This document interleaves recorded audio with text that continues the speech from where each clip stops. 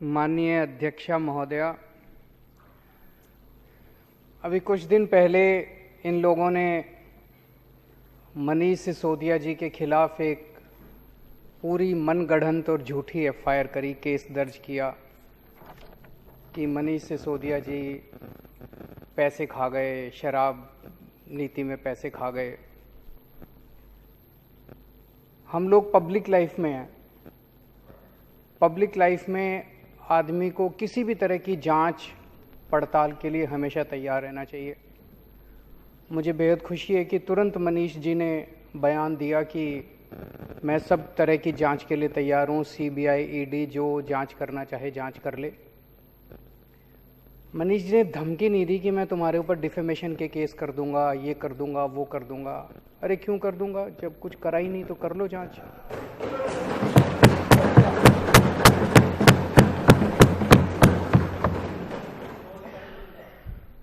तो आरोप लगा कि मनीष सिसोदिया जी शराब की नीति में पैसे खा गए। तो वो पैसे ढूंढने के लिए सीबीआई इनके घर गई। तो खूब ढूंढा उन्होंने, चारों तरफ काफ़ी देर ढूंढा, सारा 14 घंटे तक उन्होंने ढूंढा, सब कुछ देखा, गद्दे फाड़े, तकिए फाड़े, बता रहे हैं दीवारें भी यूं यूं करके देखी, खोखली मिलती तो शायद दीवारें भी तोड़ देते, लेकिन कुछ नहीं मिला उनको। 14 घंटे के बाद वो चले गए। बट 6-7 घंटे तक गहन पूछताछ की।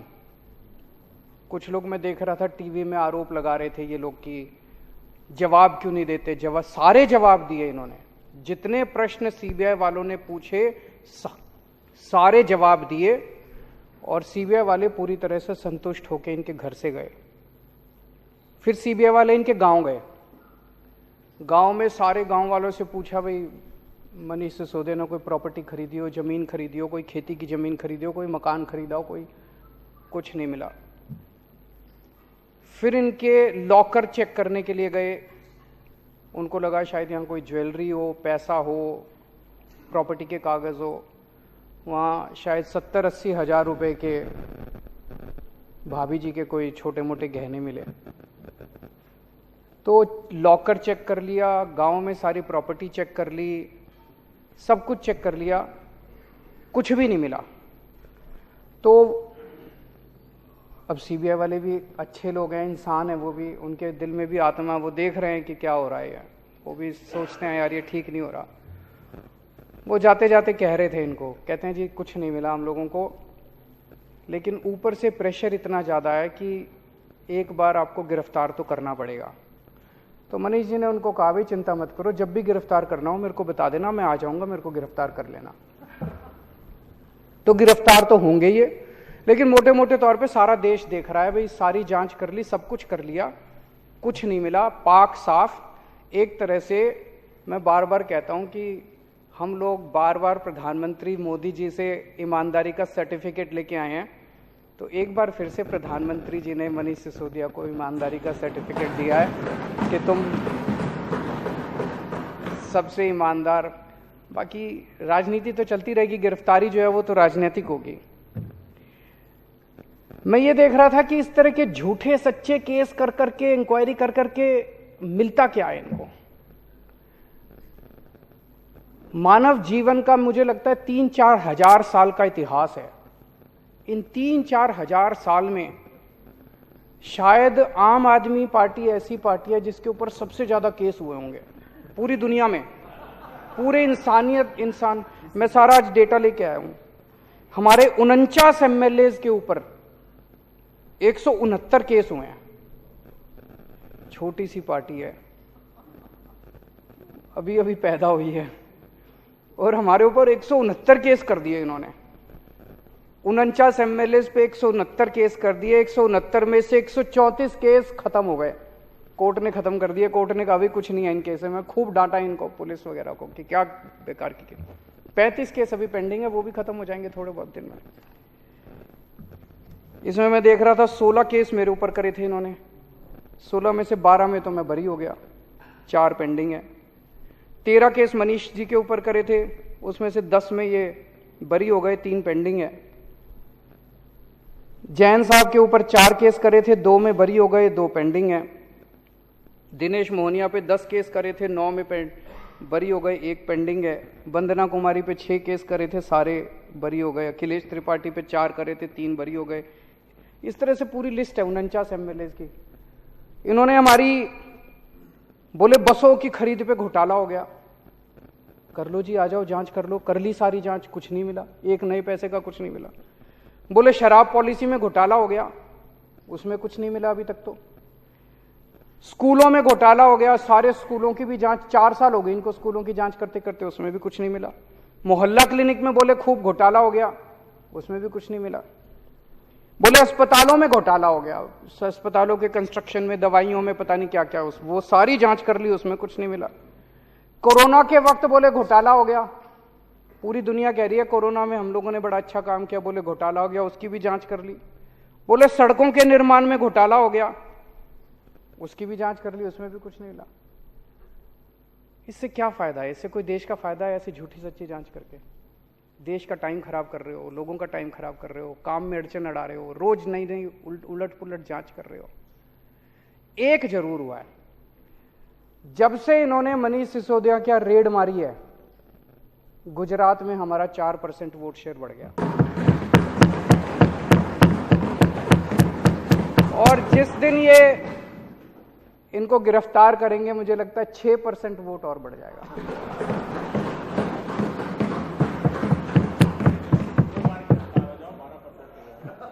फिर अगर 2 बार गिरफ्तार हो गए तो सरकार ही बन जाएगी गुजरात में।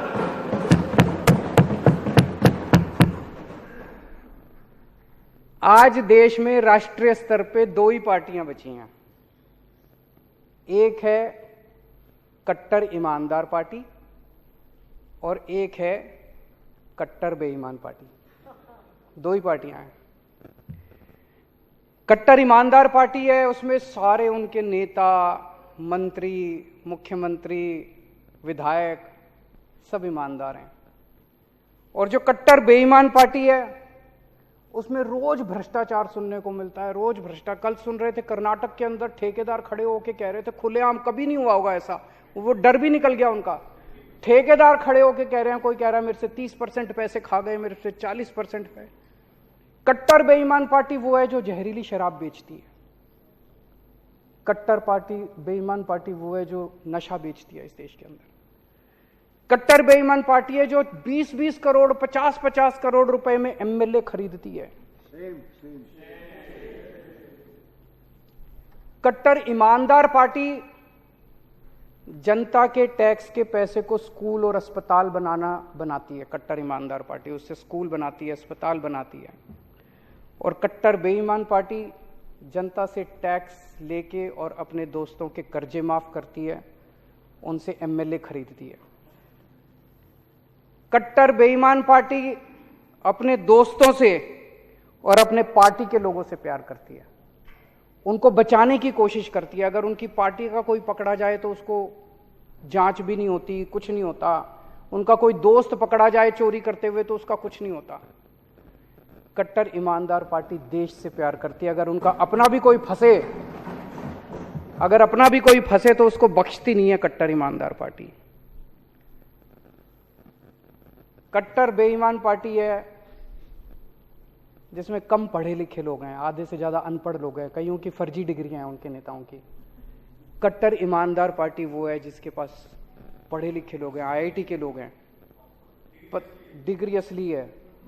कट्टर ईमानदार पार्टी के पास अच्छी टीम है, समझ है, विजन है।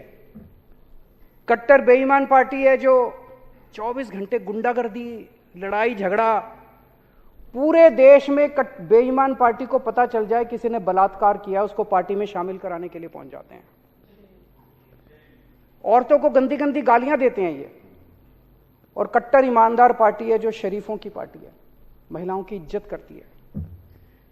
कट्टर बेईमान पार्टी है जो दोस्तों की फिक्र करती है, दोस्तवाद करती है, दोस्तों के लिए कुछ भी करने को तैयार है। कट्टर ईमानदार पार्टी है जो भारत की परवाह करती है, भारतवाद करती है। और जैसा अभी राजेंद्र गौतम जी ने कहा कि कट्टर ईमानदार पार्टी है जो भारत को दुनिया का नंबर 1 देश बनाना चाहती है। और कट्टर बेईमान पार्टी वो है जो अपने दोस्त को दुनिया का नंबर 1 बनाना चाहती है।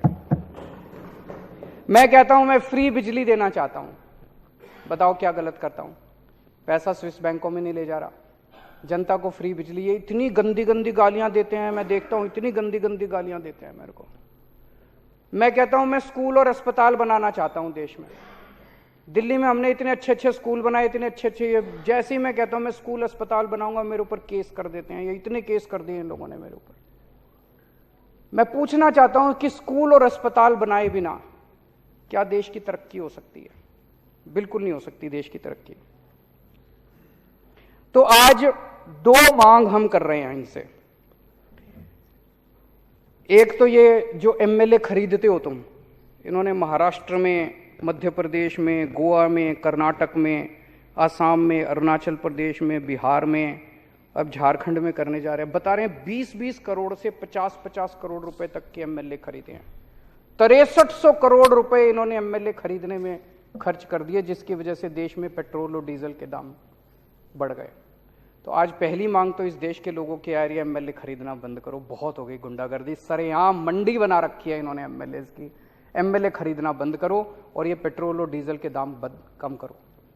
और दूसरी मांग है कि ये कर्जे जो तुम लोगों ने अपने दोस्तों के कर्जे माफ करते हो, ये सारा पैसा रिकवर किया जाना चाहिए और किसानों के और स्टूडेंट्स के कर्जे माफ किए जाने चाहिए, ना कि दोस्तों के कर्जे माफ।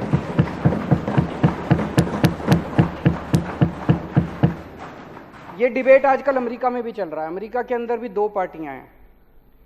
जो बिडेन साहब अभी स्टूडेंट्स के कर्जे माफ कर रहे हैं, दूसरी पार्टी है जो इनके दोस्त की पार्टी है, वो कह रहे हैं स्टूडेंट्स के कर्जे माफ नहीं होने चाहिए, अरबपतियों के कर्जे माफ होने चाहिए। वो इसका विरोध कर रहे हैं। वहां भी यही चल रहा है और यहां भी यही डिबेट चल रहा है इस देश के अंदर कि क्या अरबपतियों के कर्जे माफ होने चाहिए या किसानों के और स्टूडेंट्स के कर्जे माफ होने चाहिए। मैंने पिछले कुछ दिनों से देख रहा हूं जो टीवी में चल रहा है, जो डिबेट चल रही है, बहुत आहत हूं मैं। ये चल क्या रहा है? मतलब ऐसा लड़ाई झगड़ा, ऐसा लड़ाई झगड़ा, हमारा कसूर क्या है? मैं देख रहा था स्कूलों के ऊपर ऐसे टूट के पड़े हैं ये कि इन्होंने क्या आरोप लगा रहे हैं कि इतने स्कूल क्यों बना दिए, इतने स्कूल क्यों बना दिए। तो स्कूल बनाना तो अच्छी बात है, किसी भी देश में स्कूल बनाना तो अच्छी बात है, बताओ क्या गलत करा। इनका दूसरा आरोप है स्कूलों में इतने कमरे क्यों बना दिए। अब कमरों में हम तो रह नहीं रहे, बच्चे ही रहे, बच्चे पढ़ रहे हैं यार कमरों के अंदर, तुमको क्या तकलीफ है? बोले गरीबों के बच्चों के लिए इतने कमरों की क्या जरूरत है? गरीबों के बच्चे तो कम कमरों में भी पढ़ लेंगे, एक एक कमरों में 100-100 ठूस दो, पढ़ लेंगे। अरे हम गरीबों के बच्चों को, मिडिल क्लास के बच्चों को अच्छी शिक्षा देना चाहते हैं, तुमको क्या तकलीफ है? तुम अपने बच्चों को विदेश भेजते हो, हम अपने बच्चों को अपने देश के अंदर अच्छी शिक्षा नहीं दे सकते क्या? कहते गरीबों के बच्चों के लिए इतने स्कूल बना दिए, गरीबों के बच्चों के लिए इतने टॉयलेट क्यों बना दिए। बताओ, टॉयलेट, ज्यादा टॉयलेट बना के हम क्या करेंगे उसका? हमारा उसमें क्या रोल है यार? पहले ऐसे जमाना था जहां पे टॉयलेट्स ही नहीं होते थे स्कूलों के अंदर, बच्चियों को अपने घर जाना पड़ता था अगर जरूरत पड़ती थी। आज अगर हमने अच्छे टॉयलेट बना दिए, वहां हमारी बेटियों को, बच्चियों को, बच्चों को अगर सुविधा मिल रही है, तो इसमें क्या तकलीफ है? ये आरोप है इनके, ज्यादा स्कूल क्यों बना दिए। फिर कह रहे हैं क्लासों में इतना डिजिटल बोर्ड लगाने की क्या जरूरत थी, इतने शानदार डेस्क बनाने की क्या जरूरत है? गरीबों के बच्चे, रिक्शे वाले के बच्चे, मजदूर के बच्चे, इन लोगों को क्या जरूरत है इतने अच्छे अच्छे डेस्कों पे पढ़ने की? इन लोगों को क्या जरूरत है डिजिटल बोर्ड की? इतना पैसा खर्चने की क्या जरूरत थी? हम तो करेंगे, हम अच्छी शिक्षा देंगे। अब ये देश बदलेगा, अब ये देश रुकने वाला नहीं है। तुम लोगों ने गरीबों का मजाक बना दिया था इस देश के अंदर, अब इस देश के गरीबों को अच्छी शिक्षा मिलेगी और तुमसे आंखों में आंखें मिला के तुमको, तुम्हारा सामना करेंगे गरीबों के बच्चे।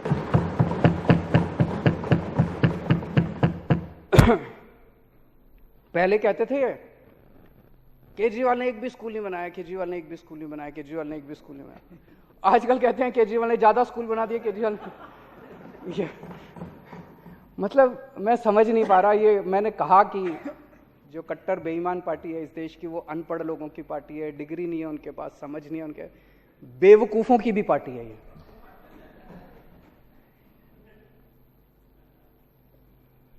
एक मैं देख रहा था आजकल स्कूलों में घूम रहे हैं ये, कल मैंने देखा सौरभ के साथ लड़ाई झगड़ा हो रहा था। आजकल स्कूलों में घूम रहे हैं कि कमी निकालनी है, कुछ भी कमी निकालनी है यार जबरदस्ती कमी निकालने की क्या जरूरत है? अच्छे स्कूल बने हैं, अप्रिशिएट करो, आप भी बनाओ, लंबी लकीर खींचो। तो स्कूल में जाते हैं, कुछ नहीं मिलता। एक मैं देख रहा था, इनका बहुत बड़ा नेता एक डेस्क के नीचे घुसा हुआ था। डेस्क के नीचे घुस के देखो यहां पे मिट्टी है, वहां पे दिखा रहा था, देखो यहां पे मिट्टी है, कैमरा वालों को बुला रहा था एक डेस्क के नीचे घुस के। ये क्या है? तमाशा बना रखा है इन लोगों ने। यार अच्छे काम एक दूसरे से सीखते हैं ना। मैं इनको बार बार कह चुका है, असम के मुख्यमंत्री के साथ अभी ट्विटर पे बातचीत हुई, मैंने उनको कहा भाई आपने कुछ अच्छा काम किया, मैं आता हूं, दिखाओ मेरे को, मैं भी दिल्ली में करूंगा, आप दिल्ली में आओ, मैंने जो किया मैं भी दिखाते ही नहीं है कुछ, बताते ही नहीं है कुछ, करते ही नहीं है। मैंने गुजरात के मुख्यमंत्री को कहा, हिमाचल प्रदेश के मुख्यमंत्री को कहा, यूपी के मुख्यमंत्री को कहा, आपने जो अच्छे काम किए, अभी मैं तमिलनाडु जा रहा हूं 2 दिन के बाद, उन्होंने बड़े अच्छे काम किए, वो बुला रहे हैं मेरे को, मैं जाऊंगा, वहां से सीखूंगा, वो हमसे सीखेंगे। इनके कितनी बार हमने कह लिया भाई जो हम अच्छे काम कर रहे हैं आप सीखो, जो आपने अच्छे काम किए हम बताएंगे। ये इस तरह की नौटंकी करने से क्या फायदा? इससे देश का फायदा थोड़ी होता है। जो मार काट, गुंडागर्दी, लड़ाई झगड़ा बस 24 घंटे यही करते रहते हैं, इससे देश का फायदा नहीं होने वाला। मैं सामान्य सा आदमी हूं, एक मिडिल क्लास का सामान्य से परिवार में पैदा हुआ, आईआईटी गया, आईआईटी में मेरी पढ़ाई हुई, मैकेनिकल इंजीनियरिंग करी। आज मैं जो कुछ भी हूं मैं समझता हूं कि मैं मेरी शिक्षा की वजह से हूं। आज मेरे दोनों बच्चे आईआईटी में पढ़ रहे हैं, बेटी आईआईटी में पढ़ के पास हो चुकी है, बेटा, दोनों अपने पैरों पे खड़े हैं, वो भी अपनी शिक्षा की वजह से। मेरा आज एक ही सपना है कि जो शिक्षा इस देश ने मेरे को दी, मेरे बच्चों को दी है, वो शिक्षा मैं इस देश के हर बच्चे को दिला पाऊं मेरी जिंदगी में। मेरे को जो शिक्षा मिली है, मेरे को जो शिक्षा मिली है, वो उसी क्वालिटी की शिक्षा इस देश के हर बच्चे को मिलनी चाहिए। और जो इन लोगों ने करना है कर ले, मेरे को गिरफ्तार करना है मेरे को भी कर ले, इसको करना है हम सबको जेल में डाल दें, हमें इसकी कोई परवाह नहीं है।